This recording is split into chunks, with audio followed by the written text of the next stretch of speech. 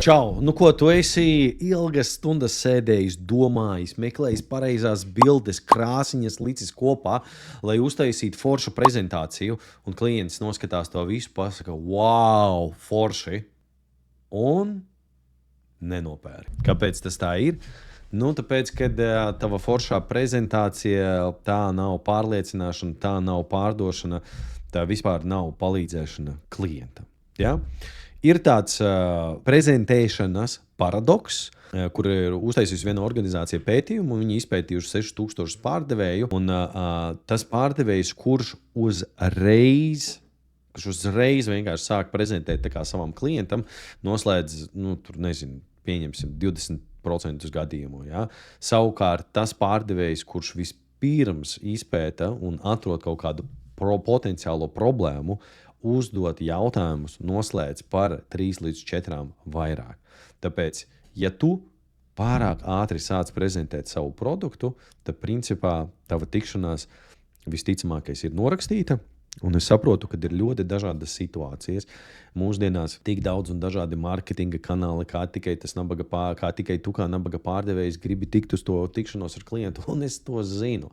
Arī man dažreiz ir tāds, ka jau tur kaut ko darījumi nav noslēgti pāris dienas pēc kārtas, liekas, hei, ka tik tā kā dabūt to cilvēku uz tikšanos, bet tad, kad viņš rada to spiedienu un mēģina uzlikt tā kā fokusu uz tevi, un diemžēl dēļ tā sarunas konteksta, kas bija pirms tam, tu vienkārši sāc prezentēt. Un, ja šajā tu saskati tevi, tas nekas, viss kārtībā. Tu to dari tikai tāpēc, ka visticamākais tev nav iemācījuši darīt, vai tu pats neesi iemācījies, kā to izdarīt savādāk, lai tomēr noskaidrot kaut kādas lietas par klientu. Un šeit tāds quick check jautājums. Ja tu sev uzdos jautājumu, cik reizes tad no 10 vai 100 tādām tikšanām, kur klients atnāk, un es uzreiz sāku stāstīt par savu piedāvājumu, klients nopērk. Salīdzinot ar tām sarunām, kur tomēr es esmu uzdevis jautājumus, un tad esmu izstāstījis viņam par solūšanu. Ja tava atbilde ir, ka tomēr jautājumi tev ir palīdzējuši vairāk darījumus noslēgt, ko tev vajadzētu darīt? Ja?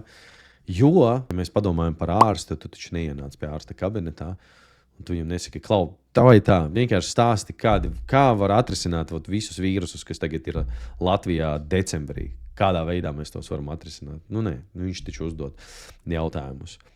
Otra problēma ar šo prezentēšanu, kas ir tāda prezentācija, ir attention spans. Ja? Tā kā Microsoft ir izpētījis, ka cilvēka šis loks, kurā viņš var spēj noturēt šo uzmanību, ir, tur tuvu zelta ziltiņā. Ja?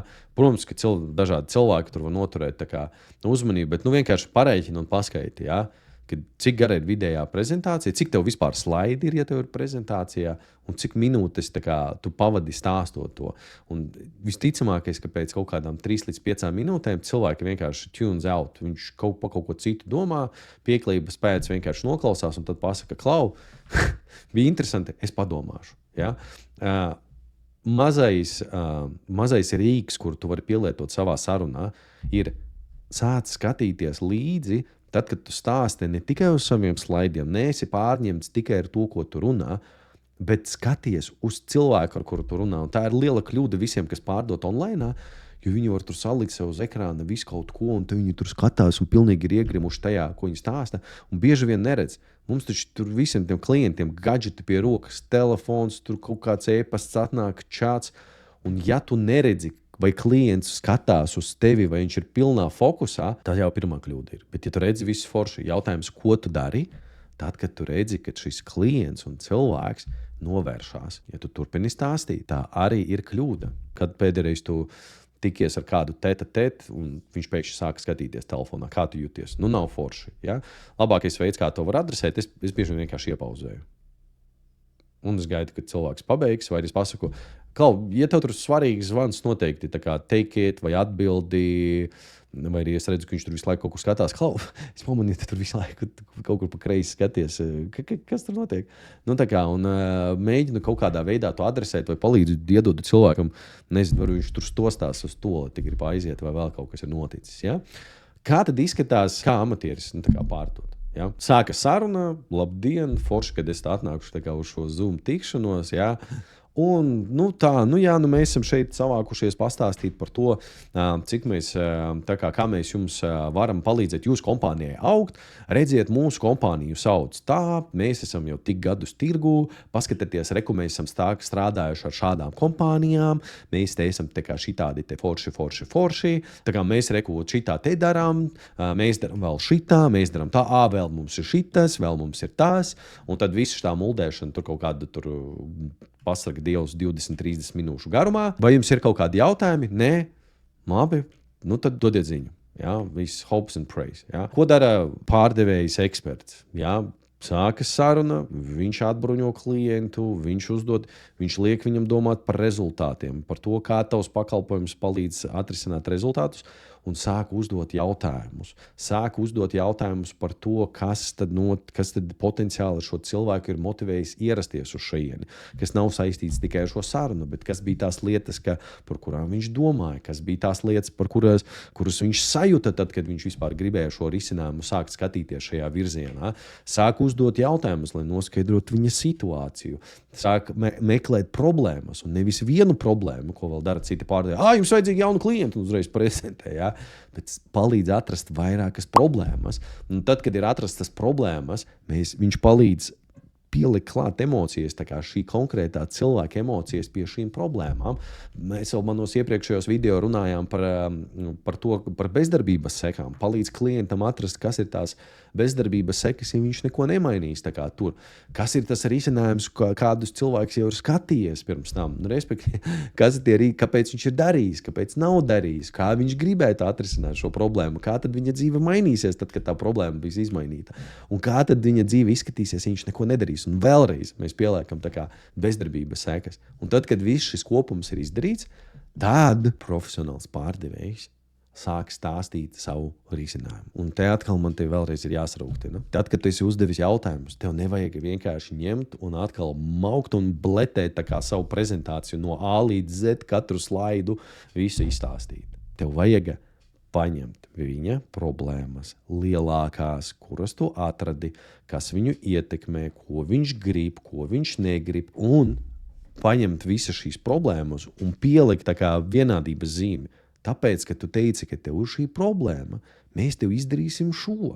Tāpēc, ka tu pateici, ka reku vēl ir šitas, un ka tas tev liek justies tā, mēs tev iedosim šo. Viss 2, 3, 4 lietas, ar kurām tu palīdzēsi klientam. That's it. Tad, kad tu aizēji pie ārsta, viņš tev izraksta konkrētas zāles pie konkrētām problēmām.